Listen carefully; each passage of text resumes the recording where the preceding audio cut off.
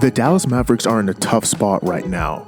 For a team that is 13th in the Western Conference and with many people believing would have the 2021 MVP on the team, it seems like things are not going the way that they were supposed to. And basically, I'm going to be jumping into last night's game, of course, which the Dallas Mavericks lost to the Utah Jazz in a pretty embarrassing fashion. And I'm going to be talking about the Dallas Mavericks as a whole, about how the season's been going so far and what to expect out of them moving forward. Before we get into today's video, yo, what is up, guys? It is your boy, and I'm back here giving y'all another banger. And since I'm giving y'all another banger, if y'all could go ahead and drop a like on this video, it'd be much appreciated. And please subscribe if you enjoy basketball content. But let's go ahead and get into today's video, which is going to be talking about the Dallas Mavericks and their loss to the Utah Jazz. Because yes, the Dallas Mavericks did lose to the Utah Jazz without Donovan Mitchell, which is what makes this so mind-boggling. Without Donovan Mitchell, they still lost, and they lost by a large margin. And even Luka Doncic himself commented on the game and said that it was a terrible loss. So what's going on when it comes to the Dallas Mavericks? So basically, when it comes to Dallas, you do have to bring in a few factors that I believe contribute to what's going on, because right now they are 8 for 11, which is terrible. And I think that there are factors that go into this. One of the factors for last night's game and for the entire season as a whole is Kristaps Porzingis, who has been out due to injury. He has been injured for probably the first month of the NBA season. And coming back from injury is not always an easy thing to do, so he's been trying to get minutes under his legs, just trying to get himself back in the flow of things. And you can tell that right now he's not truly the Kristaps that we know. He has a career low in points per game. His field goal percentage is good, but he is shooting a horrendous 28% from the three-point line, which is just not going to cut it. He's going to have to start shooting the ball better. But like I said, I'm just going to attribute that to health. He's only been playing 9 games so far into the season, so I believe that as time goes on, he's going to get in the flow of things and become better. But last night, oh my goodness, was he poor. In the first half, Kristaps Porzingis shot 1 for 4 from the field, which is terrible. He only had 3 points and only 3 rebounds. And for a dude who's 7'4", that's just not going to cut it, but I am going to get to rebounding in a little bit. He also had 3 fouls, which limited the amount of time that he could be on the floor with as well. And even in the second half, he picked up 2 more fouls, so he had to go back to the bench. So it was like he really couldn't find a rhythm because he was just in so much foul trouble, and he only finished with 11 points. And if you are the co-star on a championship team, you just can't be giving out 11-point games. So of course, they're probably not going to win when Kristaps Porzingis is playing this poorly and can't really find a rhythm whatsoever. Now, he did finish with 9 rebounds, but that kind of leads into my next point, which is the Mavericks have been getting out-rebounded a lot this season. Even last night, they did get out-rebounded by the Utah Jazz. I believe it was 56-40, which is just not going to cut it.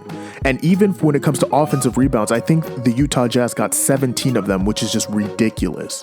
And I believe when it comes to rebounding, there's 2 things that go into it. One was effort, because they were not giving much effort out there against the Jazz at all. I think as a team, they were just having really poor effort and they weren't really doing what they were supposed to be doing. They looked a little slow and they really weren't giving the amount of energy that they need to, especially if you're going to try to beat the Utah Jazz, who are actually a great team so far.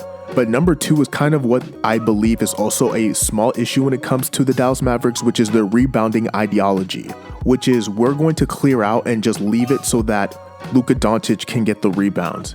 And I'm not saying that he's necessarily like a Russell Westbrook where they're just like, oh, grab it so you can get a triple-double. No. Their ideology is that we're going to clear out and let Luka get the rebounds so that they can transition into their offense better. Because if Luka gets the ball, then they can set up their offense at a better rate. But honestly, when you have big men, they need to be boxing out and grabbing rebounds because that's what they do. They are big men. They're taller than you, so it's able for them to grab rebounds at a better rate than you. And while Luka Doncic is a good rebounder, I do not believe he is a great rebounder. So when you have other rebounders clearing out so that you can get it, it does make life harder for a person like Luka Doncic when his team is giving poor effort, because now he's going to have to expend more energy trying to grab rebounds when other players could be grabbing rebounds as well for them. Now, this isn't a major issue because they did finish 4th in rebounding, I believe, last season. But when teams don't give good effort like they did last night, you're going to see that they're going to struggle and that Luka's going to have a harder time grabbing rebounds, and you're going to get out-rebounded by other people because they're giving effort and they're taller than you, so they can grab rebounds easier. If I'm being completely honest, I just believe that they should abandon this type of rebounding ideology and just let the big men grab rebounds, or let anyone grab rebounds. I know all teams kind of do it. If you watch the NBA, some teams will let their star players get the rebound, so I'm not crushing him for it at all, in no way, shape, or form. But I do believe that they do kind of take it to another level, if you understand what I'm trying to say. And of course, when it comes to the Dallas Mavericks, it's been their three-point shooting, which last night the Jazz went ballistic. They could not stop the Jazz from hitting threes from anywhere. They shot 41% from the three-point line, while Dallas only shot 27% from the three-point line. And Luka Doncic did do a good job of getting teammates open, but they just didn't knock them down. It was kind of just a bad shooting performance all around.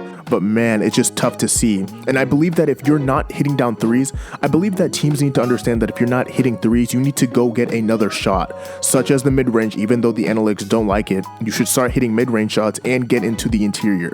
But when you get cold as a team from the three-point line, you're just not going to win. And trying to shoot more threes is not always going to help you as well. Now, with that being said, I do believe that there are a lot of great things to walk away with this, which is, one, the reason that the Dallas Mavericks have been 8-11 is because Kristaps Porzingis has been out, and he is slowly going to gain his health back, which is going to help. But there's another thing that also does help, which is their strength of schedule is going to get a lot better, which means I would not be surprised if Dallas Mavericks go on a winning streak, because for the first 19 games, I believe the Dallas Mavericks have a strength score of 5th in the NBA, which means it was really hard. But the Dallas Mavericks for these next rest of the season have a strength score of 29th, which means that their strength score is going to be very easy. So I would not be surprised if the Dallas Mavericks start cranking out wins, because the teams they're facing in the upcoming games are going to be a lot easier. They're not going to be as great. They're going to be kind of bad, which is going to allow Luka to, go off in a sense, and he might make a push for MVP, and they're probably going to start winning games because the teams they're playing are not that great. So all in all, I'm not too worried when it comes to the Dallas Mavericks, but it is just kind of a bad loss that was last night to the Utah Jazz.